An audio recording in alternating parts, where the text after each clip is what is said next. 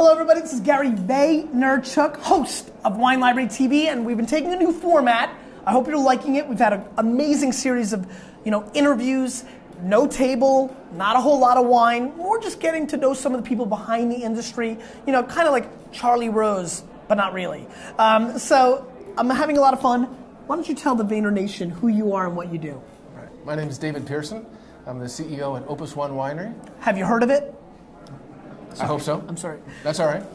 And so, how long have you been the CEO of Opus? I arrived there in February of 2004.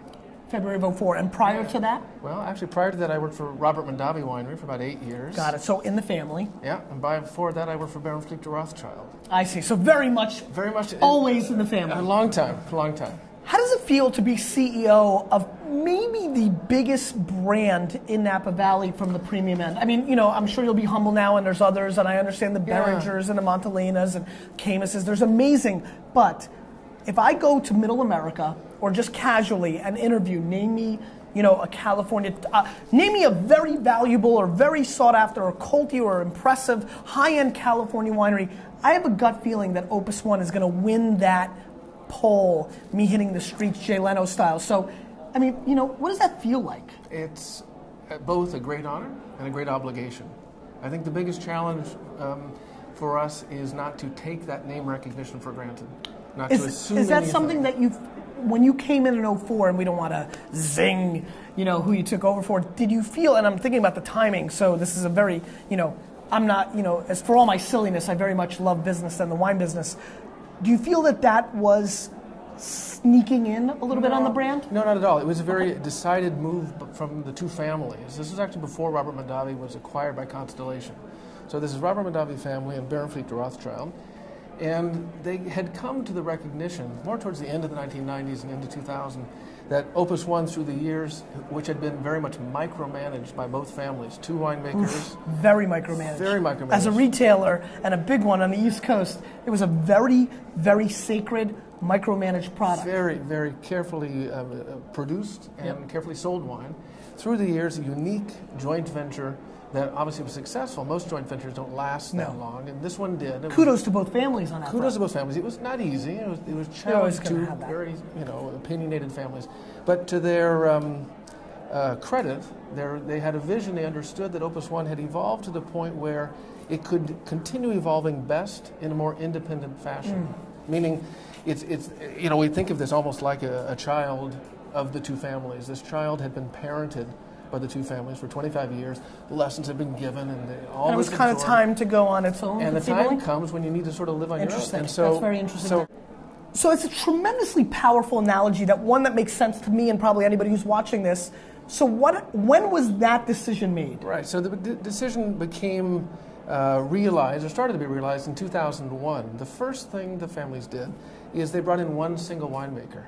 This was obviously an enormous move because for all the 25 years before that, they'd had Tim Mondavi and the Mouton winemaker. They'd been three through the years. So who was the first winemaker? Michael Salacci. That's right. He's still our current winemaker. Yeah, that's right.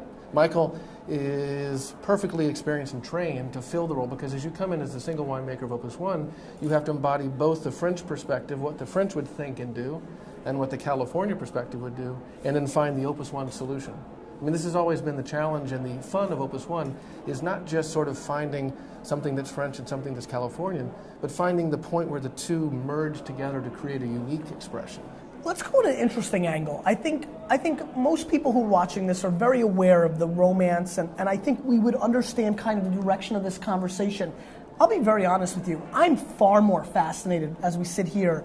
And obviously, you can't expose everything, and you wouldn't want to. And the PR guy, I see him watching tentatively. I know. But I would be very curious from a pure business stance. You walk in when in 2004?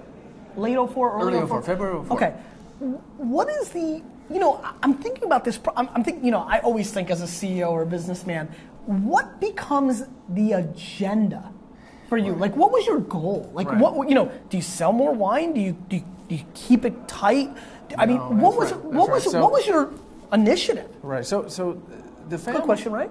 I'm very curious. It's a great question. It really is. When I was contacted, the families expressed to me that very idea that Opus One needed to be managed independently, and I understood that from a business point of view. Because you were around. We could name other wineries that had been managed into oblivion, and having worked for Mondavi and Rothschild, you had the sensibility of both. I had a fairly good understanding of both families, their differences, their similarities, and before me there had been 2 CEOs.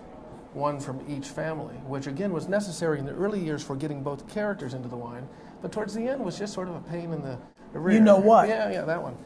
And so, so when they called, and again, knowing the background that I did, they said, we're doing this, we have one winemaker, we want it to be run independently. I said, that's interesting, because we can do things.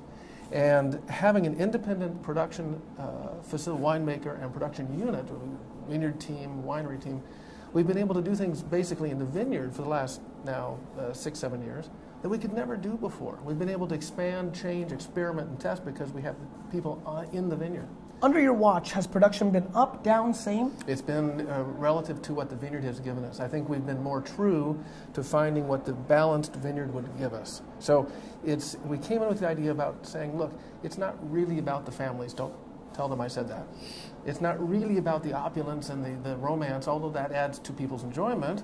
Nothing wrong with that. It's got to be about the wine. Right. If the wine's not good, this eventually will expire. Right. The marketing and the hype and the brand will expire if you don't deliver. If we're not really passionate winemakers, then we're marketing people. And you've seen that through and you've seen that through the history. I mean, not that I want to take a shot, especially while I'm here at Maya Camus, right? But they were making better wines in the late 70s than they were in the late 80s, and that hurt them. This is the hardest thing, is one can become complacent, you can become at ease or self-confident. Especially with a brand that has so much equity like an Opus One. That's right. You could say, we know how to do this. You could become sort of, Did you have, now I'm rewinding in my mind, and I'm enjoying this conversation because it's coming from a business branding standpoint. In 04, 05, it started being whispered amongst the elite wine drinkers and collectors that Opus One's a little bit of a brand. It's a brand name. Yep. Are they making the quality wine? I mean, so many people talk about 91 Opus. It's just such an iconic wine. And I just remember getting into the conversations, and obviously 97 was a great vintage, but I just remember, around the time when you got involved, it was very much starting to be talked about of like the serious guys were much more focusing on the new wave, right? It's always the new thing, whether it's a Harlan or a Screaming Eagle or what have you. It seemed that Opus had started being not for that top elite that it would be a generation before. How much of the conversation was it to refocus and become relevant in that space? Oh, a lot. I think we accept and recognize the reality. You have to be realistic about what goes on in the marketplace and what's going on with your wine.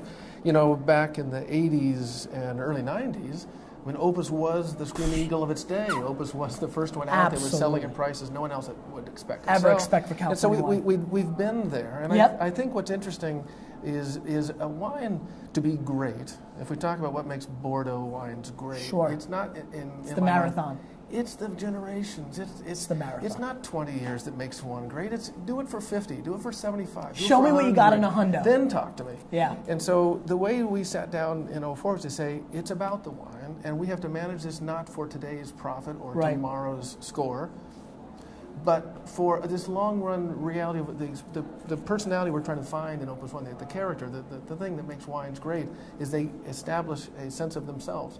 And rather than us thinking about being at the end of that journey, sort of having achieved the goal that Robert and the Baron had, we see it at the very beginning. And once you get that point of view, then people get excited. I mean, at the winery. Then it's like, wait, anything's possible.